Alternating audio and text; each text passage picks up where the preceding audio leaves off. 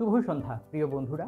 আজকের ক্লাসে আমরা পাস্ট টেন্সের সর্বশেষ প্রকারভেদ পাস্ট পারফেক্ট কন্টিনিউয়াস টেন্স সম্পর্কে জানব। এই টেন্সটা ওই রকম কথাগুলো বলা বা লেখার ক্ষেত্রে ব্যবহৃত হয় যে কাজ অতীতে হয়ে গেছে এবং কিছুক্ষণ সময় ধরে চলছিল। যেমন মনে করুন, আমি অতীতে কোথাও ছিলাম, কোনো একটা শহরে কিছু সময় ছিলাম। তো আমরা এই কথাগুলো যখন বলবো যে অতীতে ওই সময় থেকে ওই সময় পর্যন্ত ওই শহরে আমি ছিলাম, এরকম যে কথাবার্তাগুলো সেগুলো আমরা এই টেন্স ব্যবহার করে বলতে পারি। আমাদের বিভিন্ন সময়ে অতীতের যে অভিজ্ঞতাগুলো আমরা ব্যাখ্যা করব, যেখানে আমাদের কত সময় ধরে সেই কাজটা চলছিল সেই সময়টা উল্লেখ করতে হবে, সেই ধরনের কথাবার্তাগুলোই আমরা মূলত এই টেন্স ব্যবহার করে বলতে পারি বা লিখতে পারি। তো চলুন আজকে বিস্তারিতভাবে দেখে নেই এই টেন্সটা কিভাবে গঠিত হয় এবং কিভাবে আমরা বিভিন্ন ক্ষেত্রে এই টেন্সটাকে ব্যবহার করতে পারি। চলুন আজকের ক্লাস শুরু করি। পাস্ট পারফেক্ট কন্টিনিউয়াস টেন্সের মূল আলোচ্য বিষয়টা কি সেটা আমরা এই সহজ ডায়াগ্রামের মাধ্যমে বুঝে নেই। মনে করি এটা হচ্ছে সময়, এটা বর্তমান সময়, সামনে যা হবে ভবিষ্যৎ, আগে যা হয়েছে অতীত। কোনো কাজ যদি অতীতের যে কোনো একটা পয়েন্টে শুরু হয়ে অন্য আরেকটা পয়েন্ট পর্যন্ত দীর্ঘক্ষণ চলে থাকে, তাহলে এটাই হচ্ছে past perfect continuous tense. Past perfect continuous টেন্সের আলোচ্য বিষয় কি হচ্ছে এটা অতীতে দীর্ঘক্ষণ ধরে কোনো কাজ চলেছিল এবং অতীতেই সে কাজ শেষ হয়ে গেছে।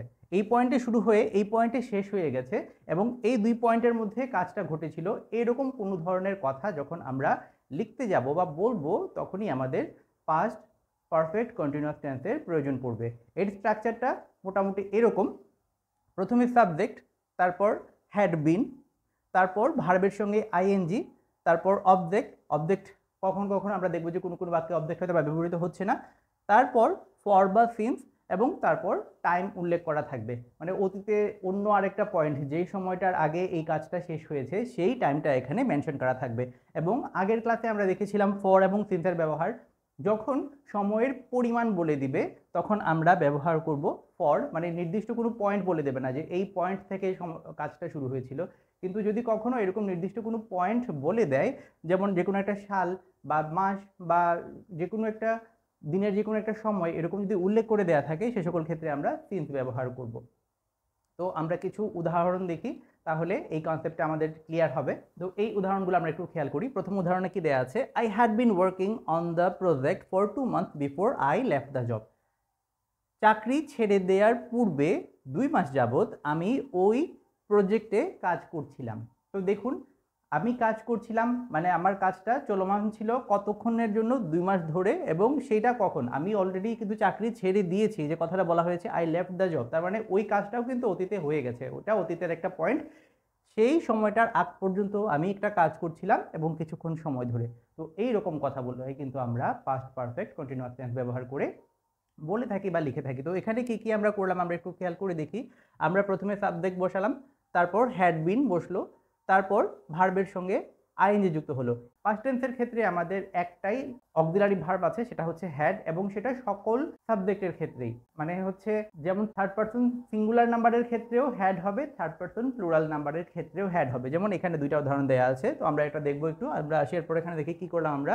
এখানে খেয়াল করে দেখুন, বলা হয়েছে কি 2 মাস ধরে আমি কাজ করছিলাম।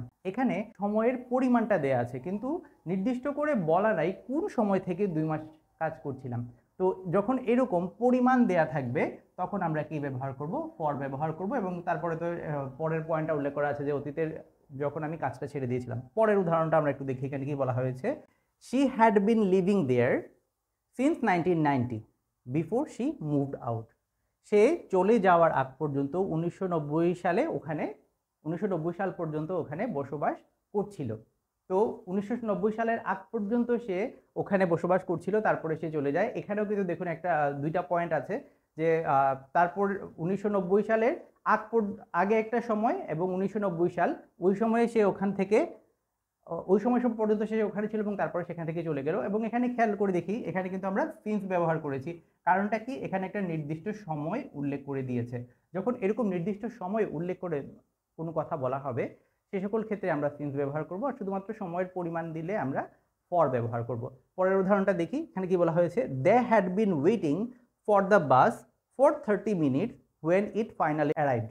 যখন শেষ পর্যন্ত বাস আসলো তার আগে পর্যন্ত তারা ওখানে 30 মিনিট ধরে অপেক্ষা করছিল। এখানেও 30 মিনিট ধরে অপেক্ষা করেছিল, শুধুমাত্র সময়ের পরিমাণ দেয়া আছে তাই ফর ব্যবহৃত হলো। এবং আরেকটা জিনিস এখানে খেয়াল করে দেখি, আমাদের এখানে সিটা ছিল থার্ড পারসন সিঙ্গুলার নাম্বার, তার এখানে হ্যাড হয়েছে। এখানে দেখুন থার্ড পারসন প্লুরাল নাম্বার, সেক্ষেত্রেও কিন্তু আমরা হ্যাড বিন ব্যবহার করেছি। তাহলে পাস্ট টেন্সের ক্ষেত্রে যখন আমরা টু হ্যাভ ভার্ব ব্যবহার করব, মানে হ্যাড ব্যবহার করব, সকল ক্ষেত্রে কিন্তু হ্যাড হবে।